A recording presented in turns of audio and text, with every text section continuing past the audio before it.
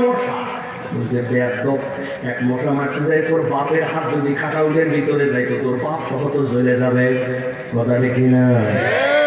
মুসলমান বোঝানোর জন্য বললাম এটা একটা টর্চ, যেটা অন্যজনের হাতের মধ্যে দেওয়া লাগে, কিন্তু আরেক ধরনের টর্চ যদি দেখে থাকেন তাহলে একটু আওয়াজ দিয়েন।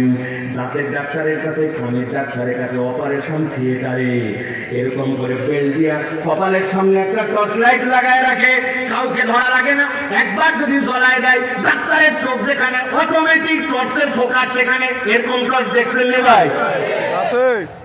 আল্লাহ বলছেন কেউ যদি কোরআনকে মাওয়াইজা মানে, অন্তরকে যদি শিফাউল লিমা ফি সুদুর বানায় নেয়, আমি আল্লাহ এই কোরআন যে হুদা তার জন্য এমন একটা আলো সেট করব। কুমিল্লার মানুষ আপনাদের দেখার কথা, এই যে হাইওয়ে রোড যেটা ঢাকার দিকে গেছে, কিছু দূর যাওয়ার পরে এরকম করে চিহ্ন দেওয়া আছে ইউটার্ন, সামনের থেকে ইউটার্ন নিতে পারবা। কিছু দূর করে যাওয়ার পরে লেখা আছে সামনে বাজার। কিছু দূর যাওয়ার পরে এরকম গোল চিহ্ন দেওয়া আছে সামনে স্পিড ব্রেকার, গতি কমান।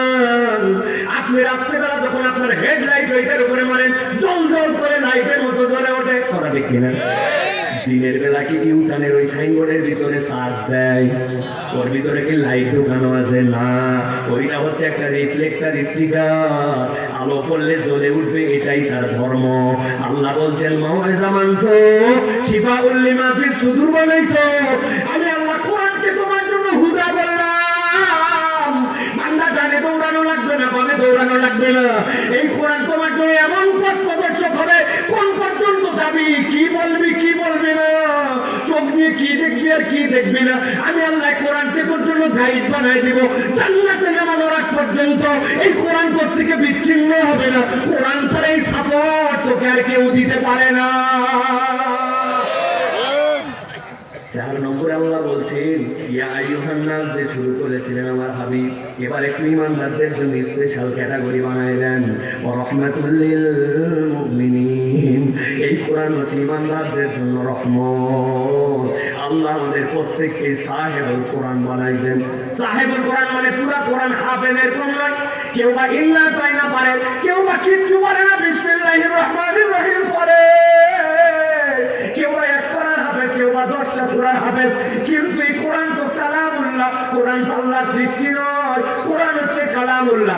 আল্লাহ এই কোরআনের ওসিলায় কবরে আপনার জন্য আলো দিবেন, মিজানে আপনার জন্য সহায়তা বানাবেন। এরপরে রব্বুল আলামিন হাসরের ময়দানে কোরআনকে বলবেন তুই বান্দার হয়ে আল্লাহর সাথে ঝগড়া কর, আল্লাহর সাথে ডিবেট কর, আল্লাহ এটাকে পাওয়ার দিবেন। এরপরে কোরআন বলতে শুরু করবে, সে হয়তো হাফেজ না কিন্তু সূরা ইখলাস তো পারতো।